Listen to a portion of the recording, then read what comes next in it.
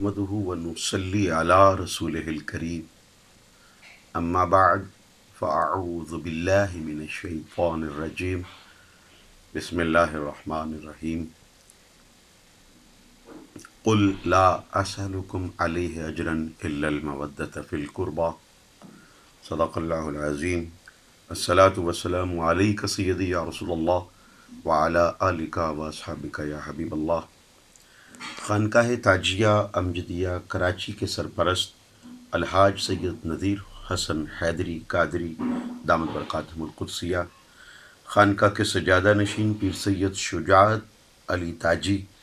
اور بزم تاجیہ امجدیہ کے سربراہ سید وجاہت علی تاجی دامت برکاتہم القدسیہ اور معزز حاضرین ناظرین، تمام کی خدمت میں درجہ بدرجہ سلام عقیدت پیش کرنے کے بعد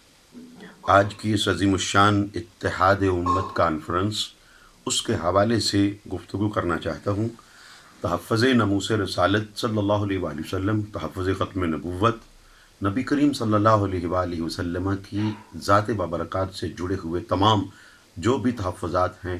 ان کے ہم پہرے دار ہیں بحمدہ تعالی، اور اللہ جل شانہ نے چونکہ ہم اہل سنت کو ہی اس کا یہ اعزاز عطا فرمایا ہے کہ ہم ناموس رسالت پر بھی پہرا دے رہے ہیں، ختم نبوت پر بھی پہرا دے رہے ہیں، ناموس اہل بیت پر بھی پہرا دے رہے ہیں، اور ناموس صحابہ پر بھی پہرا دے رہے ہیں، دیتے رہے ہیں اور دیتے رہیں گے انشاءاللہ تعالی۔ زندگیاں اسی پر ہماری مکمل ہوں گی۔ ناظرین، اس وقت آج کل جو صورتحال ہے، ایک طرف فرانس جو ہے وہ پوری دنیا میں نبی کریم صلی اللہ علیہ وآلہ وسلم آپ کی شان میں گستاخی کرنے کے حوالے سے اس وقت دنیا پوری جو ہے سراپا احتجاج ہے اور وہ پوری دنیا کے نشانے پر ہے، اس کی بھی مذمت کرتے ہیں۔ اور اس کے علاوہ چونکہ جب تک ہم اس چیز کی طرف نہیں آئیں گے کہ وَاعْتَصِمُوا بِحَبْلِ اللَّهِ جَمِيعًا وَلَا تَفَرَّقُوا، کہ اللہ کی رسی کو مضبوطی سے تھام کر رکھیں، تو وہ اللہ کی رسی ہے کیا؟ حضرت سیدنا امام جعفر صادق علیہ السلام آپ نے ارشاد فرمایا کہ وہ حبل اللہ جو ہے وہ کوئی اور نہیں، وہ اہل بیت رسول صلی اللہ علیہ وآلہ وسلم ہے۔ تو آپ صلی اللہ علیہ وآلہ وسلم نے یہ بھی ارشاد فرمایا کہ انی تارکن فیکم ثقلین عطرتی والقرآن۔ آج ہم نبی کریم صلی اللہ علیہ وآلہ وسلم، آپ کی عطرت، آپ کے اہل بیت، آپ کے اصحاب رسول، بالخصوص خلیفہ اول خلیفہ بلا فصل سیدنا صدیق اکبر رضی اللہ تعالیٰ عنہ اور مخدومہ کائنات سلام اللہ علیہ کے حوالے سے جو آج کل معاملات چل رہے ہیں، یہ قطعی طور پر اتحاد امت کے شرازے کو بکھیرنے کے مترادف ہے۔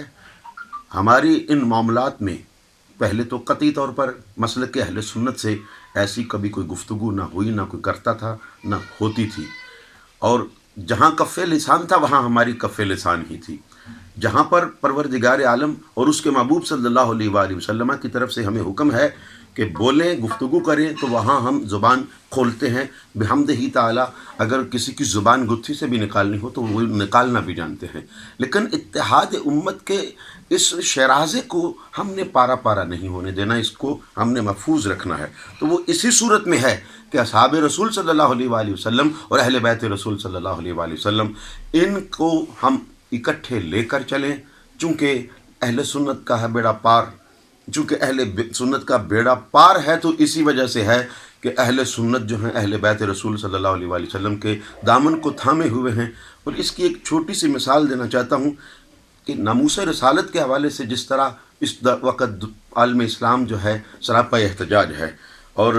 کچھ لوگ اس پر اپنی پالیٹکس کر رہے ہیں۔ ہم اس پالیٹکس کے علاوہ ہاں وہ بھی یہ کام اگر پالیٹکس کے حوالے سے کرتے ہیں تو درست کچھ لوگ اس پر اپنی پالیٹکس کر رہے ہیں۔ ہم اس پالیٹکس کے علاوہ ہاں وہ بھی یہ کام اگر پالیٹکس کے حوالے سے کرتے ہیں تو درست کر رہے ہیں، کیونکہ ایسا ہونا چاہیے، اسٹیٹ کی طرف سے بھی کوئی سیاسی بیان آنا چاہیے۔ لیکن جہاں لوگوں کے مذہبی جذبات مجروح ہو رہے ہیں، ناموس رسالت کے لیے انشاءاللہ ہماری جانیں بھی قربان کرنی پڑی تو وہ جانیں بھی قربان کریں گے۔ ختم نبوت پر ہمیں اپنی جان کا نذرانہ بھی پیش کرنا پڑا تو وہ جان کا نذرانہ بھی ہم پیش کریں گے۔ رہی بات اصحاب رسول اور آل رسول صلی اللہ علیہ وآلہ وسلم، چونکہ نبی کریم صلی اللہ علیہ وآلہ وسلم نے آپ نے ارشاد فرمایا مثل اہل بیتی کسفینۃ نوح من رکبہا نجا ومن تخلف عنہا غرقا۔ میرے آقا کریم صلی اللہ علیہ وآلہ وسلم نے ارشاد فرمایا کہ میرے اہل بیت رسول صلی اللہ علیہ وآلہ وسلم جو ہیں وہ تمام کے تمام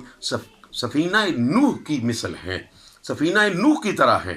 اب سفینے میں سوار ہوں جو بھی میرے آقا کریم صلی اللہ علیہ وآلہ وسلم نے فرمایا اس سفینے میں جو سوار ہو گیا من رکبہا نجا، وہ نجات پا جائے گا، ومن تخلف عنہا غرقا، جو اہل بیت رسول صلی اللہ علیہ وآلہ وسلم اس سفینے سے جس نے منہ پھیرا وہ اس کا بیڑا یہاں بھی غرق ہے، قبر میں بھی غرق ہے، حشر میں بھی غرق ہے، اس کا بیڑا پار نہیں ہو سکتا ہے۔ اور دوسرے مقام پر نبی کریم صلی اللہ علیہ وآلہ وسلم نے ارشاد فرمایا صحابی کالنجوم بأیہم اقتدیتم اہتدیتم، میرے صحابہ ستاروں کی مانند ہیں۔ اب ستاروں سے روئے زمین کے تمام اس وقت جتنے بھی ممالک ہیں ان تمام کے جتنے بھی بحری جہاز ہیں، فلائی جتنے بھی